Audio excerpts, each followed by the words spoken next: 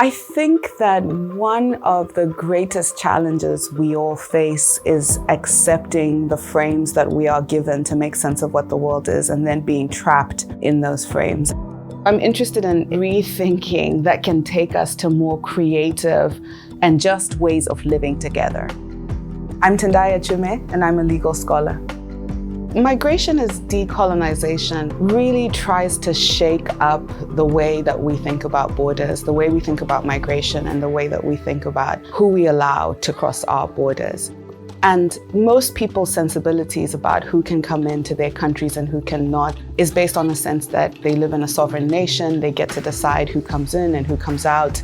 In my work, I argue that there are many more people who have legitimate claims to admission and inclusion because of the kinds of transnational relationships that exist between the countries that they're fleeing and the countries that they're arriving. I focus in particular on former colonial powers and the nations that they colonized. To just give you a concrete example, between the 19th century and the mid-20th century, over 60 million Europeans basically traveled across the world as the original economic migrants. They were able to move using international law rules that made mobility really easy for them.